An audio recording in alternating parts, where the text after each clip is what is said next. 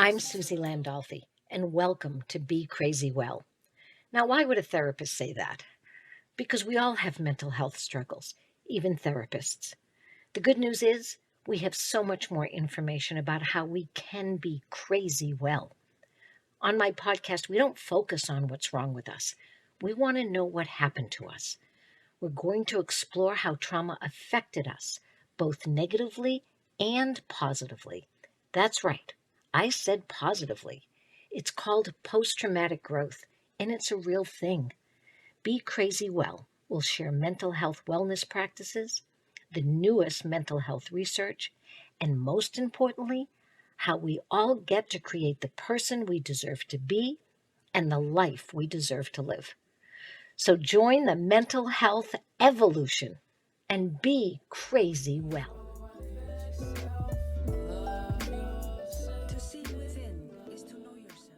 Nate Banks. We should send everybody the text. We should post the text of what we had to do in the emails to get together. Right. This was like, this shows you when you really want something to happen. If it's easy, I don't really know that I want it to happen if it's easy. Right. Right? Yeah. If you're going to work for something and you want to meet someone and you want to do something with someone, sometimes you got to work your ass off to make it happen. Absolutely. Right? And that's what, well, say it. Yeah, that's what we had to do for this meeting right here. We had to do this. We deserve to do it. Yes, ma'am. We deserve to do it. Okay, I'm just going to tell you that I love being called yes, ma'am. My name is Susie, but yes, ma'am will work too. And I'm going to tell you that at first, when it first started to happen, I was like, oh, sounds so old. And then I went, oh, you are old. That's good. That's a good thing. So welcome, Nate Banks, to Be Crazy Well. And I always know that when I invite someone to come on the podcast of Be Crazy Well, and if they say yes, I know they are crazy well. Because who would say yes to that title but someone who like, oh, that's a good idea. Be crazy well. Well, in my defense, I love being on media, podcast, TV, radio. It doesn't matter to me. So yeah, I love it. Oh, you just took away all of my specialty. You just love doing it for everybody instead of just for me. I think that's great because you know why? We need your voice, Nate. Thank you. We need it. We deserve it. And we don't get anywhere if we don't invite and listen to the disruptors. Right. Right? Like we wouldn't Absolutely have electricity right now if we didn't have a disruptor who tried how many times to put lightning in a bottle in order to give us electricity in a light bulb. So thank you for that guy who was persistent and a disruptor, because you can only imagine how many people said, that's really stupid idea. That's not going to work. And then a woman who decides that she's not sitting at the back of the bus anymore. Right. I think I'll just risk my life to be able to sit somewhere I want to, even if it happens once in my life. Exactly. Right. Absolutely. Yeah. So we've got bless you, Nate Banks. So everybody, I'm going to let Nate introduce himself and tell you about himself. And then Nate's going to lead us in what it is that he deserves to share with us, because we deserve to hear it. I always say deserve more than need, because need is kind of like, oh, you need therapy. Well, if you're telling me I need therapy, it's probably because you're seeing that you do too. How about you deserve it? How about you deserve to have your voice? Like, so I always try to use the word deserve. So Nate Banks, tell us about you. Tell us about your service a little bit, who, you know what, and how I found you, or what it was that you did or still doing that brought you to my attention. Sure. So my name is Nate Banks. I'm the Strategic Engagement Director, the Strategic Director for Concerned Veterans for America. I started with this organization in 2018 as a field director. I've since progressed and taken on different roles and to where I'm currently at today. Most of my time has been spent with the CVA New Mexico chapter.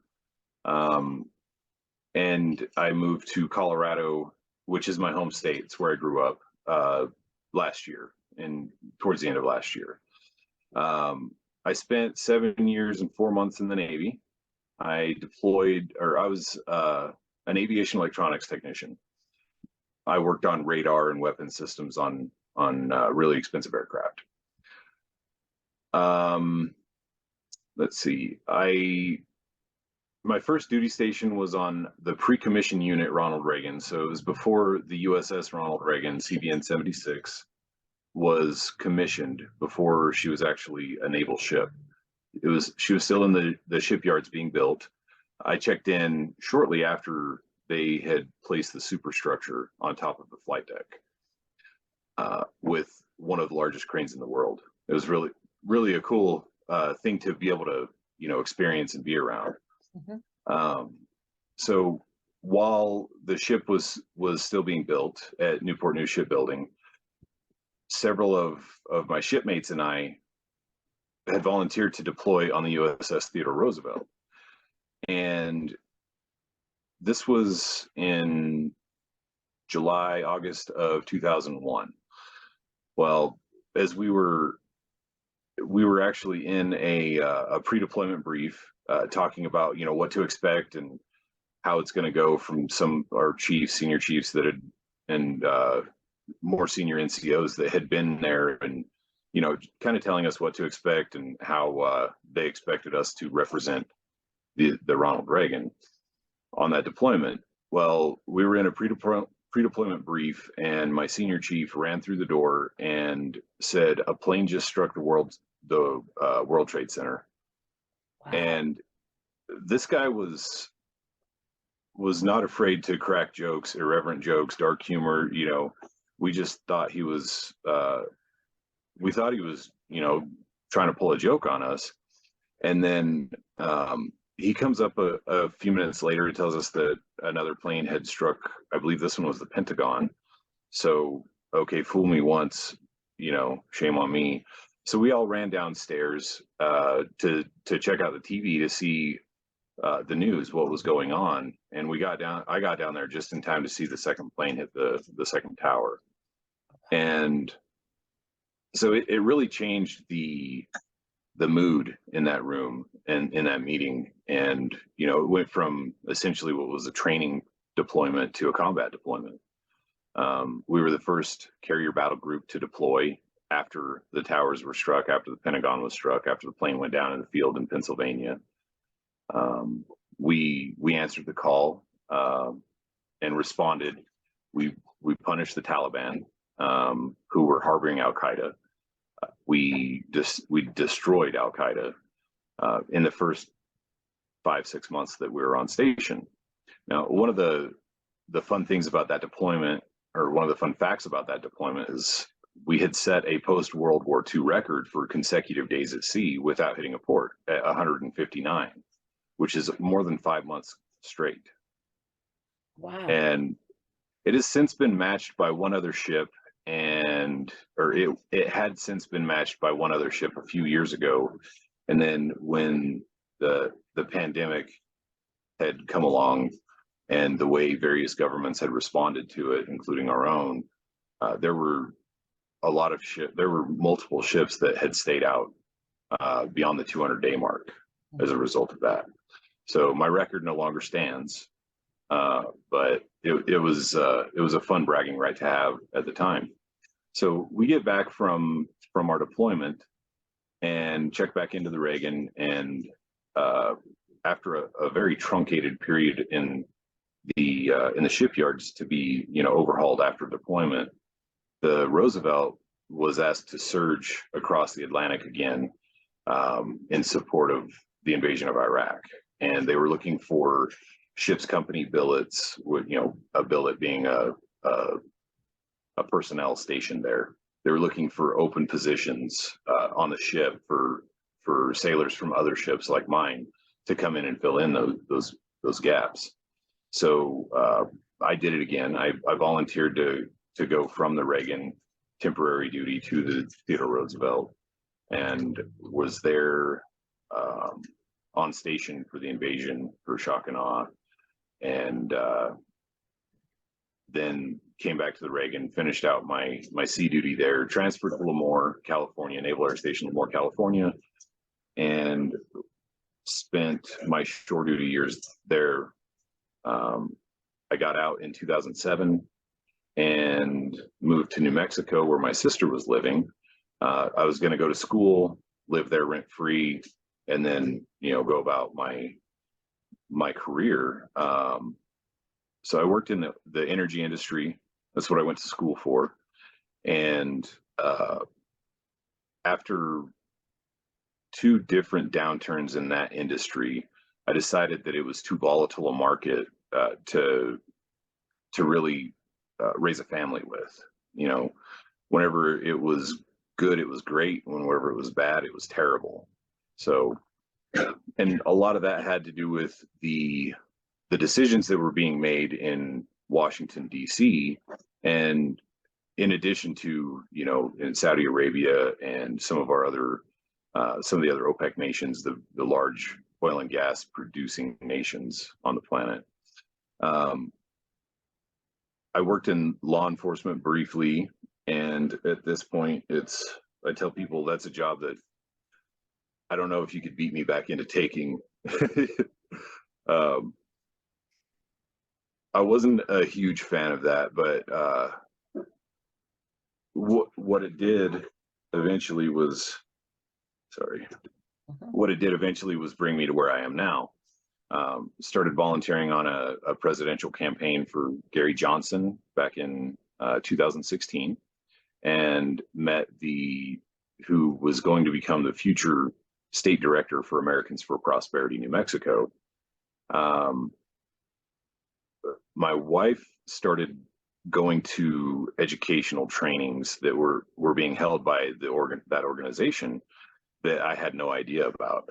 I didn't know about Americans for Prosperity. I didn't know about Concerned Veterans for America at the time until we started interacting with them. My predecessor had left, and they were looking for somebody to fill that role for CVA, and I threw my hat in the ring and went through the interview process, eventually got it, and here I am today. Tell us about Concerned Veterans of America. Tell us a little bit about that organization. So we're a 501c4 nonprofit. That's just a tax status for nonprofit organizations.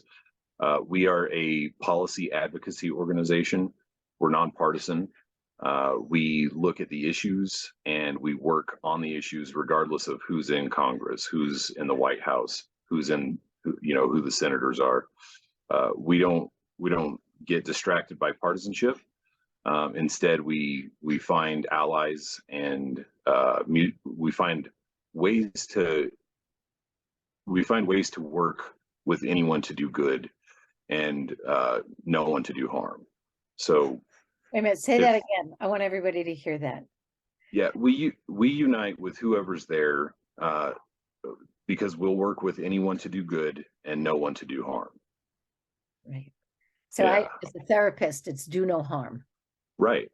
Right. It doesn't say do good, unfortunately, but at least it says do no harm. Okay. So one of the biggest areas that Concerned Veterans for America works in is veteran healthcare policy.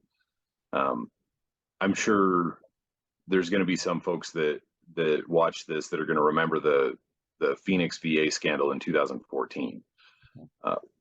For those that are unfamiliar with it, essentially the VA was running a scheduling scheme, and they had multiple sets of books that showed, one set of books would show that veterans were receiving treatment, timely care, and appropriate care.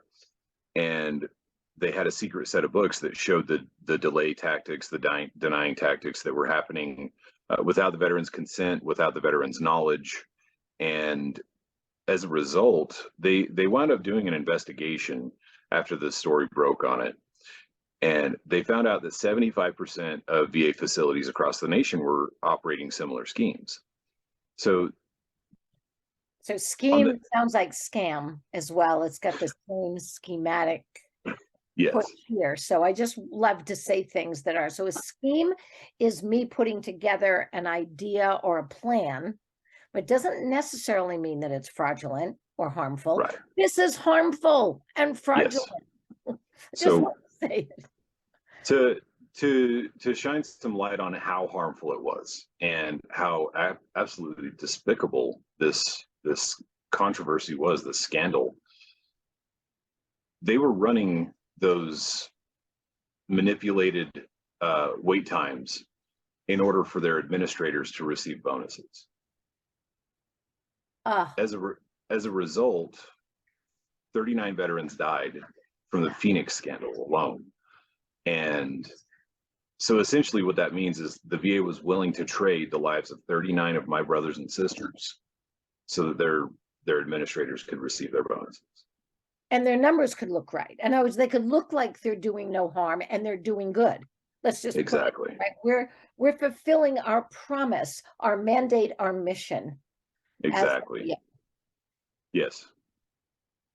So, and my history with the VA, I started I started my care with the Department of Veterans Affairs Health Administration in 2018, and I had an I had gone into urgent care to be seen for an issue. It was a stomach ache, to find out what was causing it. Um, they wanted me to go to an emergency room to receive nuclear imaging so that they could see or confirm the diagnosis that the urgent care doctor thought was going on. So I went to the emergency room and got the CT scan done. It confirmed the diagnosis that the urgent care thought was going on, but they happened to accidentally find a tumor on my left kidney. Immediately, they scheduled me for surgery. This was not a VA hospital. This was a private care or private facility. It was Mercy Regional in Durango, Colorado. They immediately scheduled me with a urologist who is a surgeon that works on the urinary tract basically, and his name was Franco Carpio. He was a flight surgeon in the Air Force before he started doing surgery in the private sector.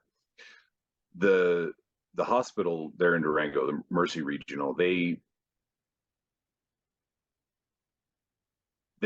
flew in the surgeon who teaches how to do this surgery to assist Dr. Carpio because they were going to be using the Da Vinci robot. Well, the next step was to get an authorization from the VA to perform this procedure outside of or off the VA's campus, and they denied it. And the hospital had exhausted all of their options, all of their attempts with the VA to get them to relent and allow them to do the surgery. Now, mind you, the VA wanted me to drive over 4 hours each way to have this procedure done, and just so that I could have it done on a VA campus.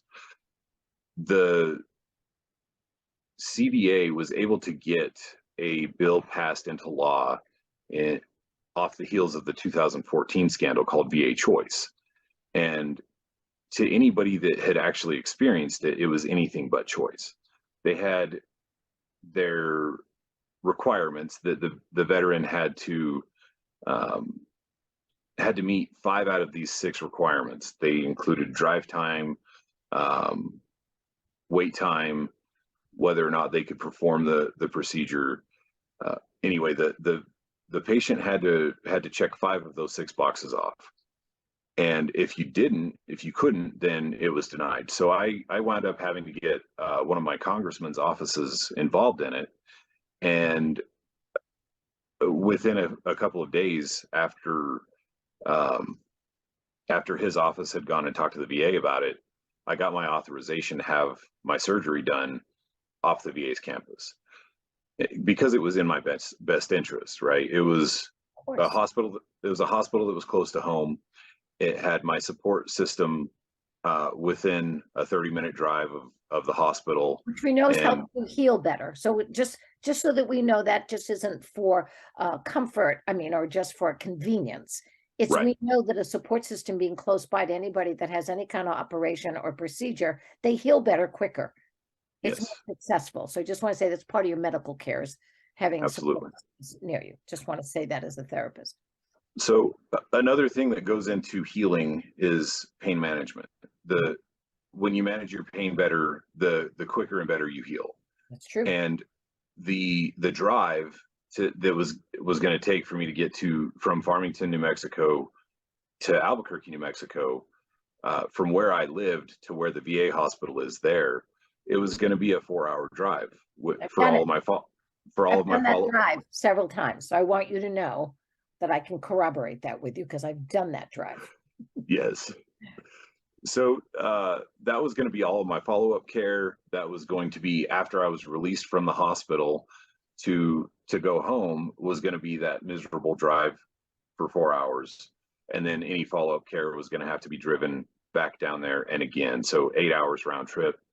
And that wasn't in my best interest. It was going to cause an unnecessary amount of pain, and I don't know, for those watching or listening that have never experienced an abdominal surgery, the recovery is excruciating.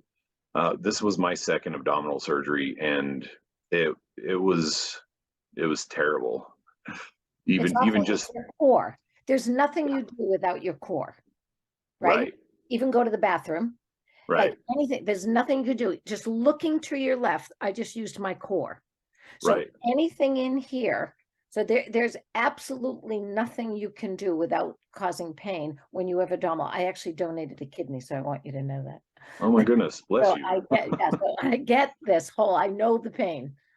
Yeah. So they were going to use the Da Vinci robot to do the surgery to remove that cancerous tumor off of my kidney. Um, the VA, their reasoning for it was, well, we can do the same surgery here, so you have to get it done here. Eventually got it done in Durango from Dr. Carpio, and he got clean margins. There was no more cancer. And saved your Well, kidney, right? and saved my kidney. That's Yeah, right. absolutely. So the procedure was called a partial nephrectomy. Yeah.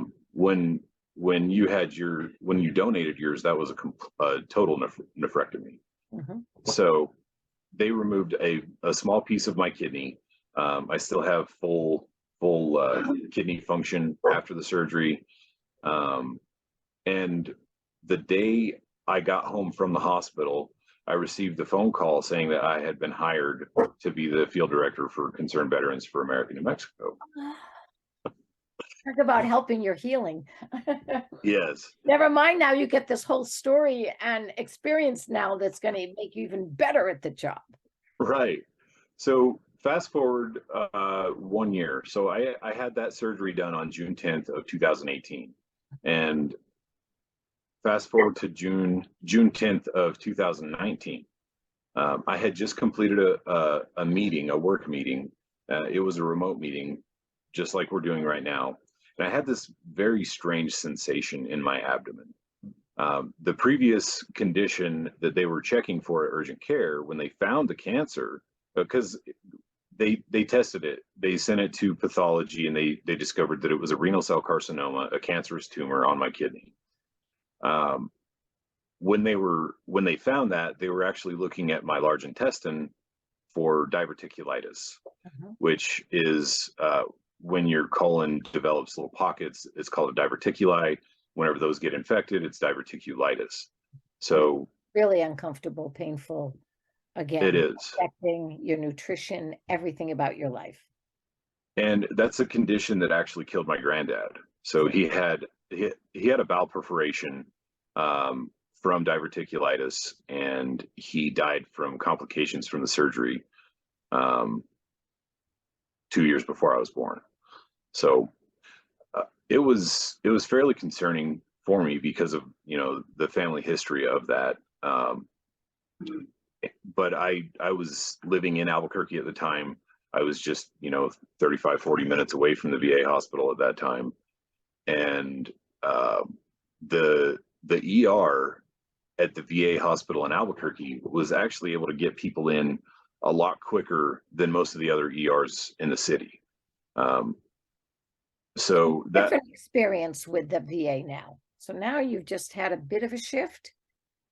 So far. slightly. Slightly so So far. so between those two times, between June 10th of 18 and June 10th of 19, I had been to the emergency room several times for diverticulitis to get a CT scan done and to get antibiotics to treat it. This time it was different. I got to the emergency room. My wife drove me after I completed that meeting, and the strange feeling that I had in my abdomen had transitioned to the worst pain that I'd ever felt in my life. Well, I get to the ER, and I was in and out of consciousness from the pain and from what was going on. They got me back into triage, and the nurse in the ER was convinced that I was just an alcoholic diabetic who was on a bender. Whoa, that's a big leap. You need much more information. That's unbelievable. All right. So there's two physiological responses or the two main physiological responses from the body whenever you have an infection. The first is an elevated white blood cell count. Right. The second most common is an elevated blood glucose count. So my white blood cell count was normal, but my blood glucose level was through the roof. So she may have smelled alcohol on me. I may have been in what is it, ketoacidosis, Yeah, I was just gonna say.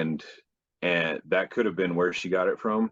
But the truth is that I had perforated my bowel from diverticulitis. I had 8 massive abscesses in my abdomen that required emergency surgery for them to irrigate, because I was also septic. I had gone into septic shock. I had multiple system organ failure, and I had done that multiple times throughout my stay there this time. I contracted a condition called C. diff, Clostridium difficile, which killed my grandmother. And I also contracted pneumonia. I had a collapsed lung, and they basically they yanked me back from the brink of death multiple times during that stay. So on the one hand, I had the ER, who was terrifying, because they wanted to discharge me because I was just, a diabetic drunk on a bender. And then a few hours later, I'm in ICU getting ready to go in for emergency surgery. Well, there a part that I left out, they had just put me into general admission, and the charge nurse had come around and looked at my chart, and his exact words were, "What the fuck is he doing here? He's septic. He needs to be in ICU." He goes and gets the doctor. Doctor looks at my chart, same thing. "What the fuck is he doing in here? He needs to be in ICU. It has to be the He's title of septic." the book. What the fuck Right. are you doing here? Exactly. And I'm still unconscious at this point. A lot of this is information I got secondhand from my wife, who was my my hero. Yeah, She right. She was. she advocated for me. She literally saved my life, because she was able to chew so much ass at that VA hospital that they had to do the right thing. It was to the point where the former director, the director at that time, but he's now the former director of that VA hospital, would come to my room in ICU to check on me and to check on my wife, who, and he would always ask her, "Mrs. Banks, is everything okay? Is there anything else we can do?" Every time he would come in and check. I can't tell you how many times I hear this about partners and husbands and wives of veterans that do that exact thing of being the hero back here on your battlefield with the Yes. VA. I just want you to Yes. know. So bless your wife. Absolutely.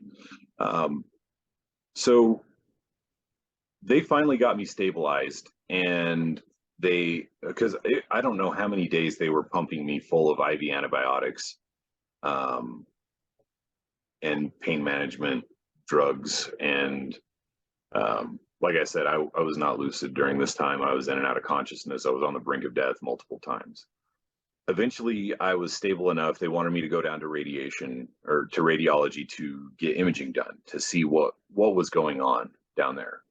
And so they had this walker. It was like the most ridiculously stout walker I had ever seen. I called it the Terminator walker. And I walked down to radiology to get the imaging done, walked back up to my room in ICU, and then when the surgeon had seen the scans and saw what was going on, she came in. Now, mind you, VA hospitals are teaching hospitals.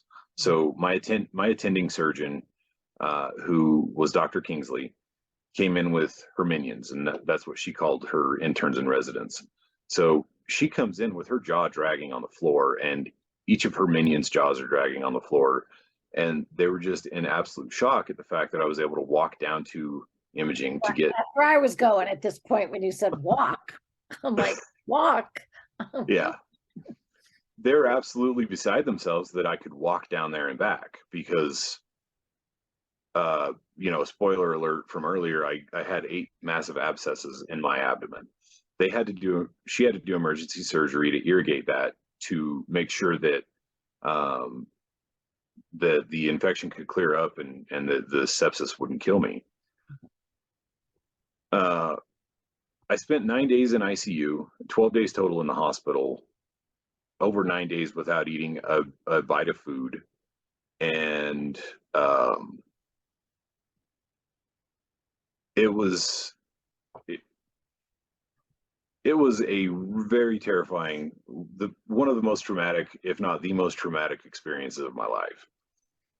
And had my wife not been there to chew their asses the way they needed to be chewed, if she was not allowed to be there to advocate for me, I would have died.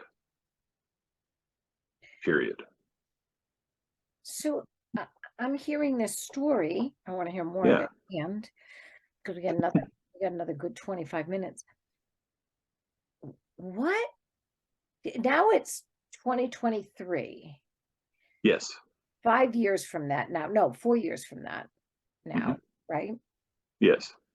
You are not only superhero because you went through all of that.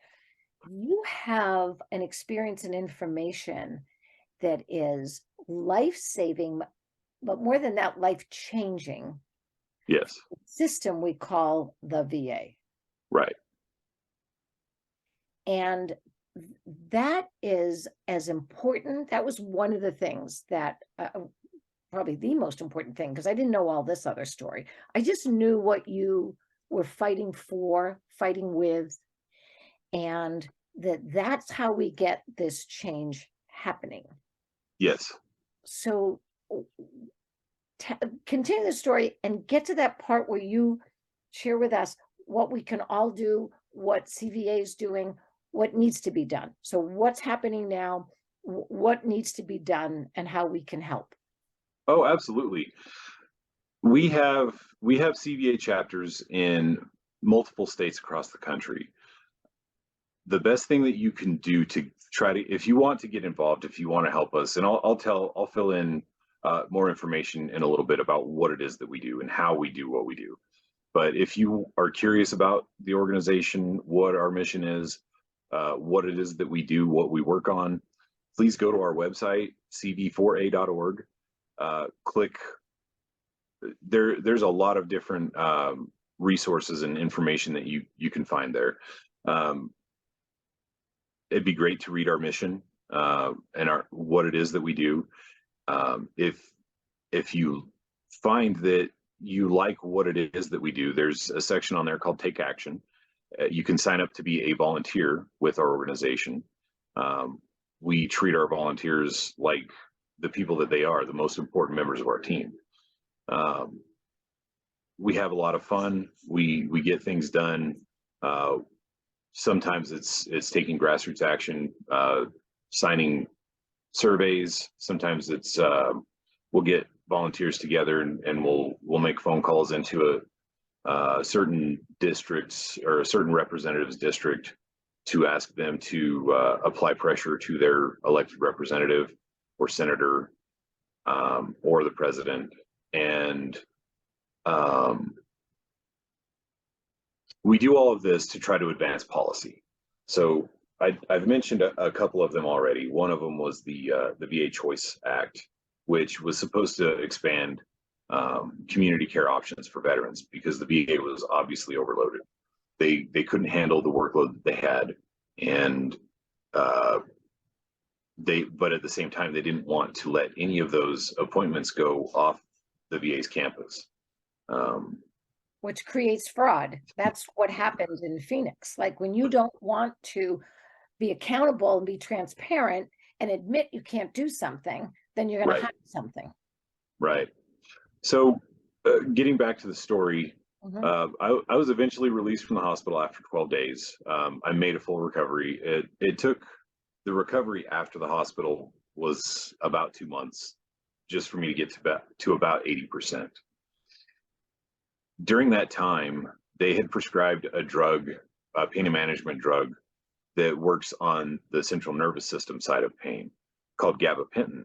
And for some people, like my best friend, it's also used for anxiety and a few other applications. Well, for my best friend, it's a miracle drug. It helped him with his back pain to the point where he could actually drive a car again. He could go to the store. He could walk his dog. For me, it caused the most crippling anxiety and depression that I'd ever experienced in my life. I mean, I'd had them for some time related to chronic pain from some stuff that happened while I was on active duty. But this took it to a level that I had never experienced before. I had suicidal ideations for the first time in my life as a result of the gabapentin. So I had to stop taking it, and I just tell any provider that I have now that I'm allergic to it. Yeah. Okay. But so during this time, I went in at the VA. There's a walk-in mental health clinic called the Beacon Clinic. I went in there, and a 10-minute conversation resulted in an SSRI prescription. No follow-up care, no therapy, nothing, no groups. Just here's some pills, go away. I decided not to take those drugs, and because of the known side effects that a lot of people have had from them, including some of my family members that had been on it. I didn't have a very fond opinion of those types of drugs in the first place. I think by and large they mask symptoms more so than they treat the underlying conditions. Yeah. And they were developed to help you go to therapy.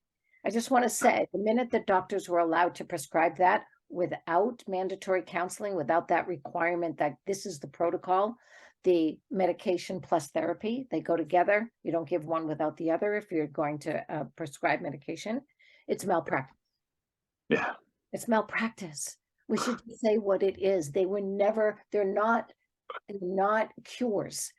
There's a little bit of a help, much like a crutches, to help you get somewhere, to do the physical therapy to get you stronger. Those drugs are only supposed to help you get your ass in the chair in the therapy office. Right, so that you can learn skills and learn ways to cope with the conditions that you're afflicted with. Yeah, so at that point, I decided that the VA had no business where my mental health was concerned. They'd lost their ability to make any decisions regarding that. At that point, I didn't care if I had to come 100% out of pocket for it. They weren't going to be able to touch it. Fortunately, I had great insurance through my organization, through my employer. So it was less of an issue. And at the same time, because of my service-connected disabilities, because it was wartime service-connected, I'm covered 100% by the VA, but they are very they're very deceptive about how they allow or when they allow what they allow as far as off-campus treatments for vets. In 2018, we were able to get another piece of legislation signed into law. It's called the VA Mission Act. Mission is an acronym. I don't remember everything it stands for. And it was a step towards fixing some of these issues that I'm talking about that I've experienced personally, and thousands and thousands and thousands of my brothers and sisters across this nation have gone through similar or worse. And that's not the care that we have earned, right? That's not the care that we deserve. What we need. So I like to tell people that VA Choice, that came off the heels of the Phoenix VA scandal, that kind of cracked the door open on community care options for veterans. But it was still so restrictive, and the VA still had essentially 100% of the decision rights on when and where the person received their care. The VA Mission Act was supposed to correct that. So those 6 boxes that I was telling you, that I had to check 5 out of those 6 to be authorized for community care under choice.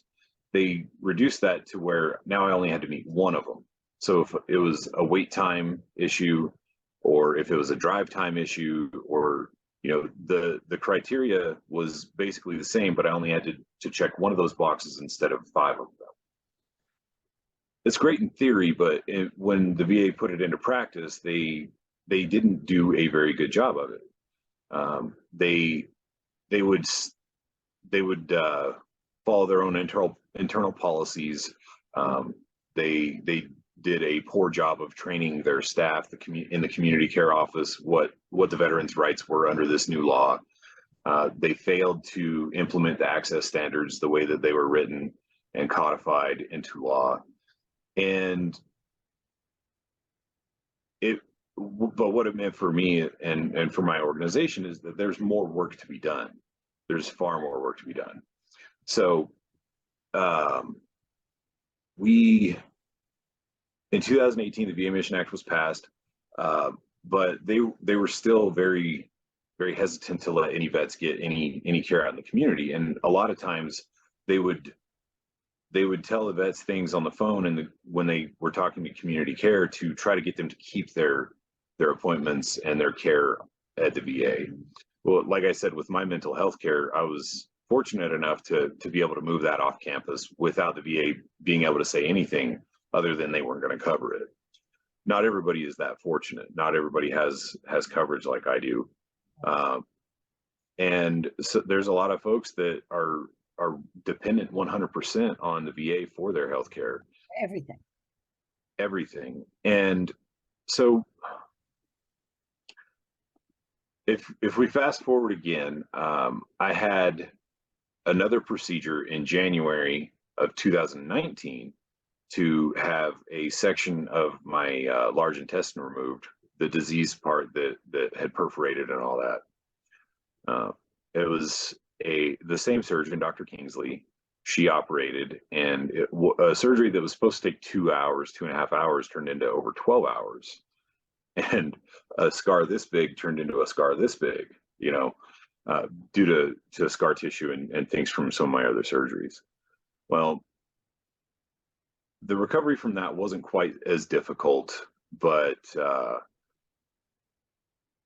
whenever we got to the pandemic and the way that the government responded to it, the way the VA responded to it, my advocate that literally saved my life was no longer allowed to go to appointments with me. And eventually, their response, they wound up canceling nearly 20 million appointments nationwide for veterans. Wow.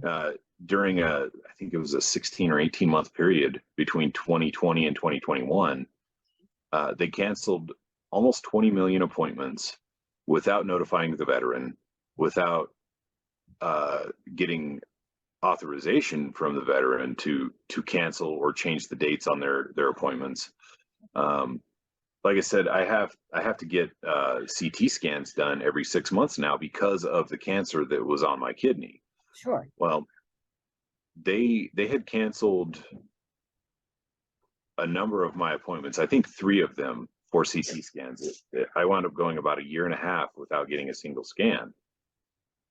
Well, it turns out that I have a new tumor on my right kidney, and this one isn't in as good a placement or position for surgery. It's actually deep inside of my kidney, as opposed to the first one that was just growing on the outside of it. Well, I have to get CT scans done every 6 months just to so they know whether or not uh, the tumor is growing. Well, here I am, and it's been, I think, 11 months and counting. Minimum 10 months, but at least 10 months. But I think it's been 11 months and counting since I have had my last CT scan to see whether or not the tumor is growing. I moved from New Mexico to Colorado last year, and it took me until a few days ago to get my care transferred to get a primary care position That's set what up with. I'm concerned about too, is that everything is so much slower that we really are putting people at risk. Absolutely. We're running out of time, and you've got some information. No, you've got some wisdom that I really want to share with our audience. Sure. So first of all, I'm sorry about the next tumor, and you're smarter, wiser. You got your wife, thank God. You got that pit bull Yeah. there to help you, which is important. Um, Yes. I want to know, you have at least three major fixes, like true fixes, things that could really change this VA system in a really great way. And for Yes. people like yourself, the fact that you're not sitting in the White House right now and the Department of VA, and you're not in, House of Congress and the Senate saying these, and they should be taking notes and going, okay, we're going to do that. Tell us those things, because we want it down on record that you Sure. know what the hell you're talking about. And this is the three top things that need to happen now. Okay. There is three pieces of legislation that we, as an organization, have been supporting Okay. in Congress. They were in the it was in the 117th Congress. So there was one bill called the Veteran Healthcare Freedom Act that would have done what it says. It would have provided, it would have guaranteed that the veterans had ultimate decision rights on when and where we get our care. Right. There's another one called the GAPS Act. It's an acronym. I can't remember what it stands for. Guaranteeing healthcare access for those who served. Okay. Act of 2021. It was going to do a lot of the same things.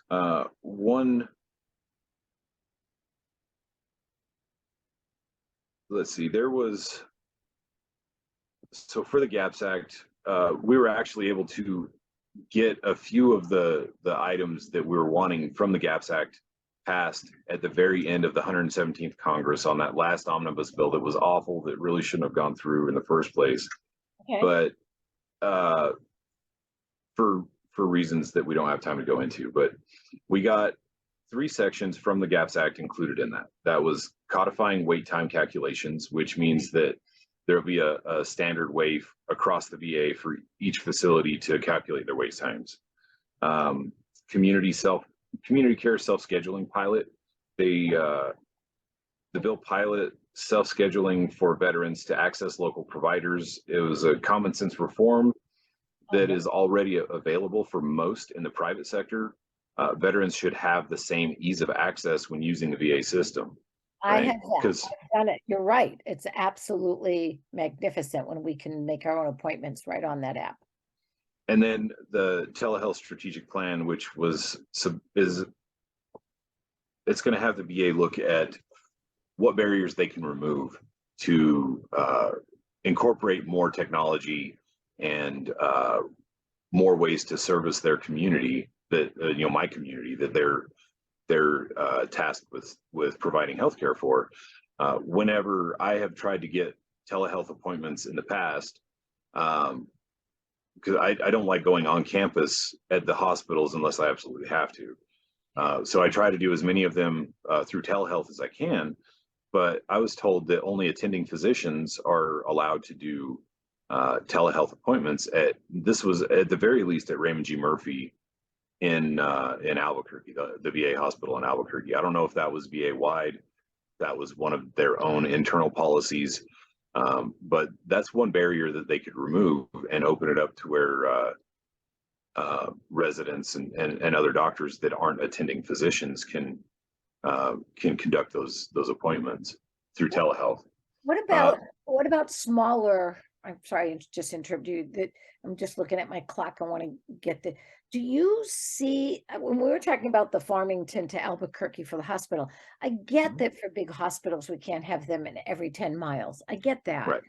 What about smaller satellite VAs where you are known and we have them all over here. UCLA has these little satellites everywhere around Los Angeles now. Mhm. And never mind the fact that we're on a portal and we can do that. Does that make sense that we've made these big monolithic VAs as opposed to also having some, because we have urgent cares everywhere now for the civilians. Mhm. Why wouldn't So, it make sense? well, there's a really there's a process that we were supporting last year called the Asset and Infrastructure Review. So that was the VA was looking at their infrastructure, looking at underutilized clinics and hospitals, and doing exactly what you're talking about, where they were making smaller, I can't, C-box, or they're called C-box or something like that. That it basically is more than a clinic but less than a hospital. So they provide like urgent care type services. They do most of the primary care and a few specialties, everything except for like inpatient care. So they're starting to build those. They built one in Colorado Springs, for example, which has one of the largest veteran communities in Colorado. And it's big, it's beautiful. I mean, from the outside it looks gorgeous, but the real answer isn't to give the VA more authority and bigger budgets to build more buildings that are going to be vacant or half vacant and underutilized.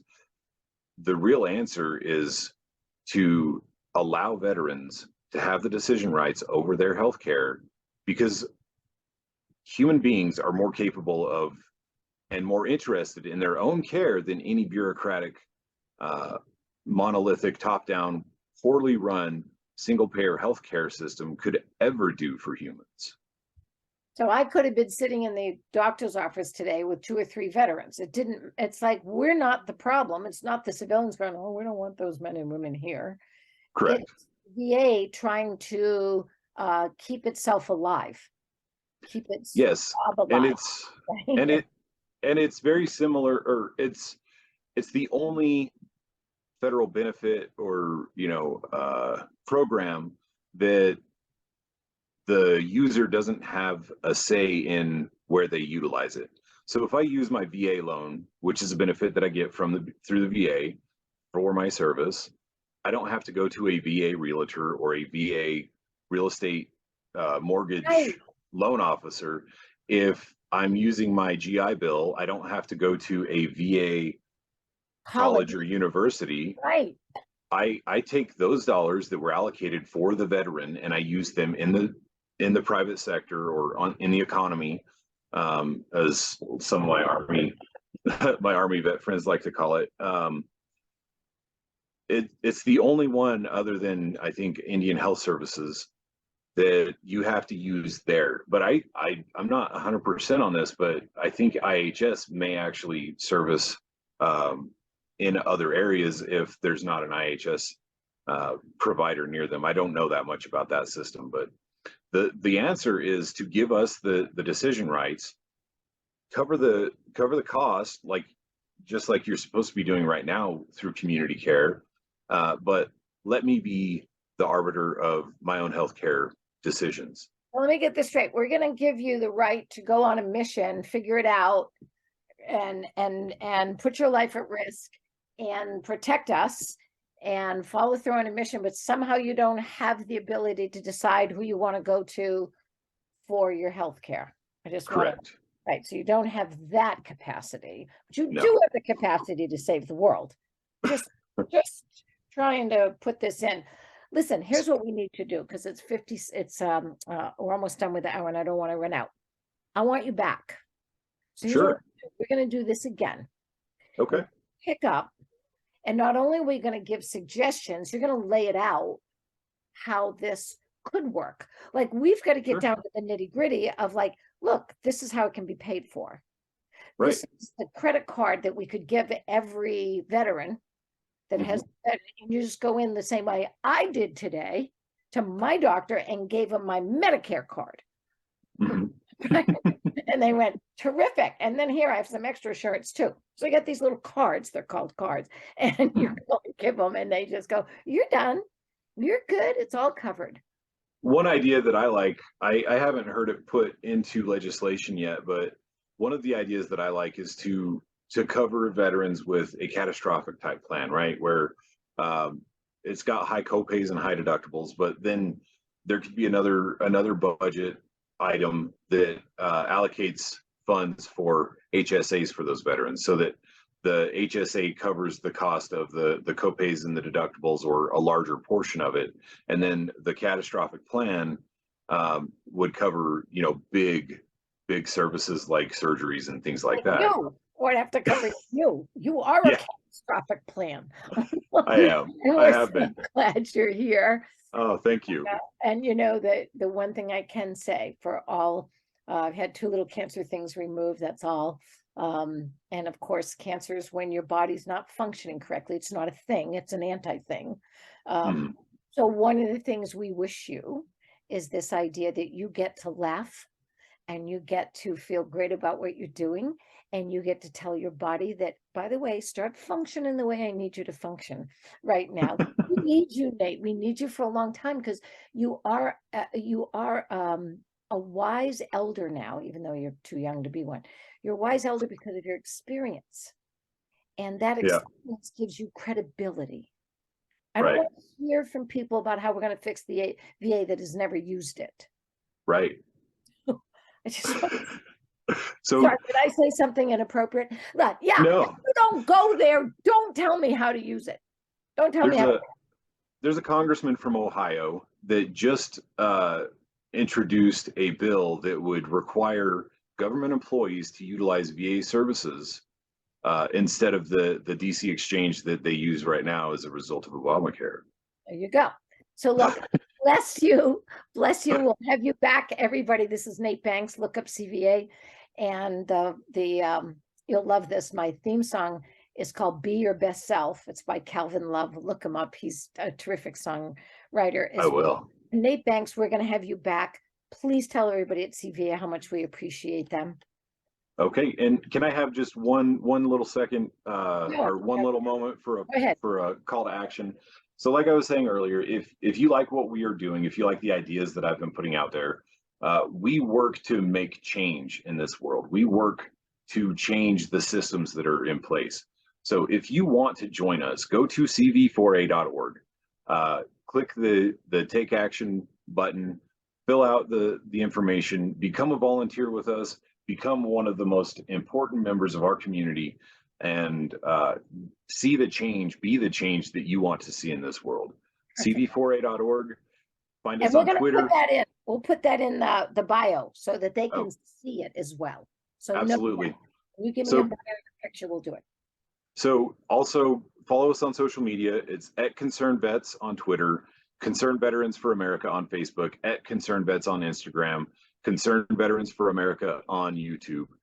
Follow us, read our articles, read the stuff that we put out, watch our videos, share it with your friends and family, your communities, get the word out there.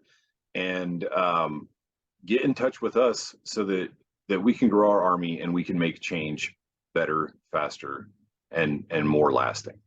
And I just can't believe I'm talking to a guy that grew up in the middle of the country on no ocean that joined the Navy. This happens all the time. I hear that all the time. So, I have a rich family history of serving in the United States Navy that dates all the way back to family members of mine sailing with the pirate Lafitte, harassing the British in the Gulf of Mexico in the War of 1812. So you have a whole history of being a disruptor. I love that's it. right. Bless you, Nate Banks. Stay healthy. Yes, ma'am. And we'll have you back on, I promise. Thank you so much. I look forward to hearing from you. Be crazy well. Do it. All right. Bye. Love yourself.